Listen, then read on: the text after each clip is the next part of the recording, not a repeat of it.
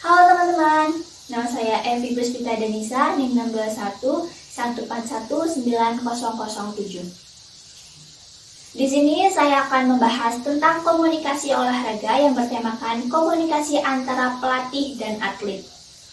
Dan di akhir video saya akan memberikan contoh sebuah video komunikasi verbal dan non-verbal antara pelatih dan perenang pemula di dalam latihan. Komunikasi dalam dunia olahraga terjadi antara individu yang berada di lingkungan dan olahraga. Seorang pelatih tidak bisa menghasilkan atlet yang berprestasi apabila pelatih tidak bisa berkomunikasi baik dengan atletnya.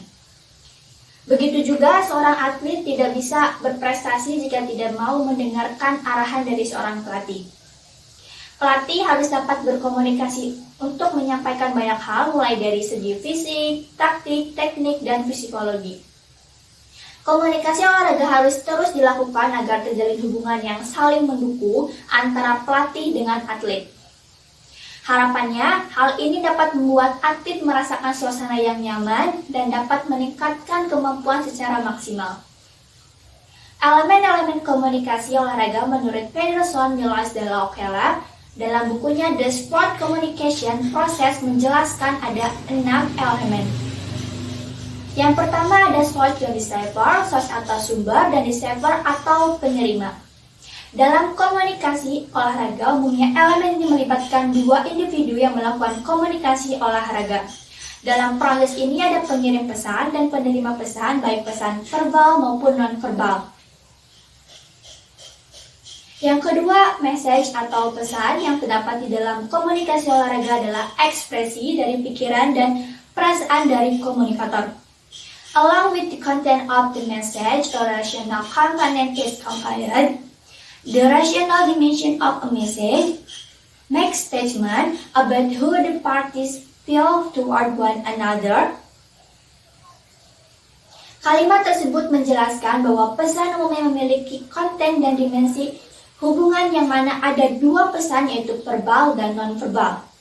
Verbal merupakan kata-kata yang diucapkan dan non-verbal merupakan gerakan atau sentuhan yang kita jelaskan. Yang ketiga, feedback. Feedback atau biasa dikenal dengan umpan balik adalah sebuah informasi yang kita terima dari diri sendiri dengan cara mendengarkan apa yang kita katakan, apa yang kita tulis, merasakan cara kita bergerak, dan orang lain. Yang keempat, channel. Channel atau media yang digunakan dalam saluran komunikasi menurut De Vito pada tahun 2005 yang dikutip oleh Pederson di buku The Sport Communication Process mengungkapkan bahwa vokal, auditory, visual, chemical atau penciuman, dan tactile atau perabaan yang menggunakan sentuhan adalah bagian dari sebuah channel. Yang kelima, noise. Proses komunikasi olahraga juga memiliki distorsi pesan dan gangguan atau noise yang biasa disebut sebagai gangguan dalam proses komunikasi. Gangguan komunikasi olahraga terdapat dua hal, yakni gangguan secara fisik dan psikologis. Gangguan fisik biasanya seperti kebisingan dan ramainya penonton dalam area pertandingan sehingga tidak dapat mendengarkan dengan yang lainnya. Gangguan secara psikologi biasanya seperti gangguan dari seorang wartawan olahraga karena biasanya sebuah pemberitaan atau prasangka terhadap produser. Gangguan yang memahami bahasan dari atasan ketika sedang mengirim pesan bila pesan sangat teknik atau dengan istilah yang kompleks. Hal tersebut sangat berpotensi sebagai gangguan dalam komunikasi olahraga. Yang keenam, konteks. Konteks yang berarti keterlibatan tempat atau keadaan sekitar ketika komunikasi berlangsung. Bentuk dan isi komunikasi dipengaruhi oleh konteks seperti keadaan fisik, contohnya lingkungan, sosial psikologi, misalnya status hubungan, dan temporal, misalnya waktu dan urutan aktivitas komunikasi. De Vito pada tahun 2018 menyebutkan bahwa proses pesan penyampaian saat berkomunikasi dapat dibagi menjadi dua, yakni yang pertama face-to-face communication. Dalam proses face-to-face communication, komunikator dapat melihat personal karakteristik dari komunikan secara langsung. dan komunikan sulit untuk melakukan penyamaran karakter atau dapat mengetahui dengan pasti seperti apa baik komunikator dan komunikan. Saat berbicara secara face-to-face, komunikator dan komunikan dapat bersaing untuk menjadi pembicara dan dapat diinterupsi atau disela. Pesan yang disampaikan komunikator dan diulang ke pihak ketiga, tetapi tidak dengan akurasi yang lengkap. Pesan yang disampaikan adalah dasar dari isyarat verbal dan non-verbal yang komunikan rasakan. Face-to-face communication memiliki ruang fisik yang sama. Komunikasi terjadi secara sinkronus, penukaran pesan dapat diterima di waktu yang sama, serta semua indera dapat berpartisipasi dalam mengirimkan dan menerima pesan. Pesan verbal dan non-verbal yang terjadi dapat berupa kata-kata, isyarat, kontak mata, aksen isyarat vokal, hubungan spasial, baju rambut, dan sebagainya. Yang kedua, computer mediated communication.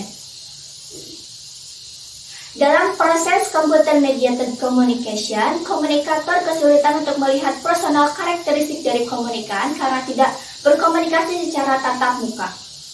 Dan komunikan mudah untuk melakukan penyamaran karakter atau tidak dapat mengetahui dengan pasti seperti apa baik komunikator dan komunikan.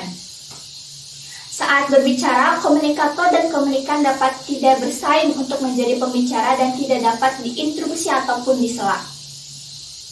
Komunikasi yang terjadi tidak terbatas dan pesan yang disampaikan dapat diambil oleh orang lain atau ditukar kata-kata siapa saja. Visualisasi yang terlihat didasarkan pada teks pesan, foto, video, dan pendengaran. Komunikasi bisa sinkronus atau seperti pada ruang chat dan asinkronus seperti pada email. Oke, selanjutnya saya akan memberikan sebuah contoh komunikasi olahraga. Komunikasi antara pelatih dan perenang pemula di dalam latihan renang yang terdapat komunikasi verbal dan non-verbal. Ini dia contohnya. Assalamualaikum warahmatullahi wabarakatuh. Di sini saya akan mempraktekkan contoh komunikasi verbal dan non-verbal dalam olahraga renang.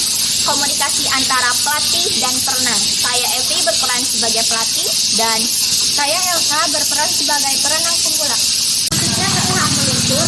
Untuk meluncur bisa pakai papan atau tidak. Yang pertama kita praktekkan tidak memakai papan terlebih dahulu.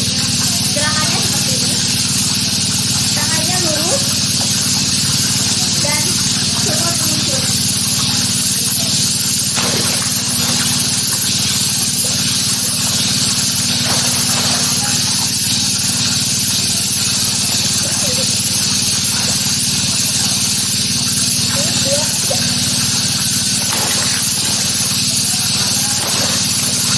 Selanjutnya kita masuk ke tahap meluncur menggunakan papan. Caranya yaitu kedua tangan pegang ke papan dengan lurus. Untuk kaki jangan digerakkan terlebih dahulu karena ini tahap meluncur.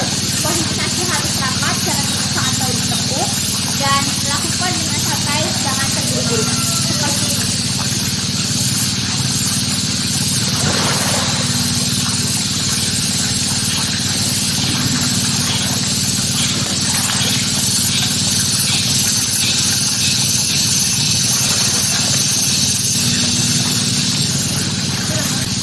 Selanjutnya kita belajar gerakan kaki dari dada. Gerakannya tekuk, buka, tutup.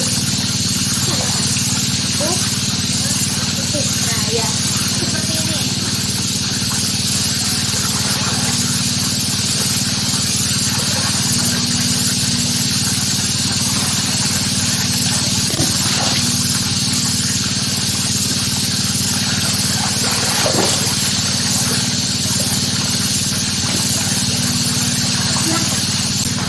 Selanjutnya gerakan yang kedua, kepalanya jangan dimasukkan ke air. Seperti ini.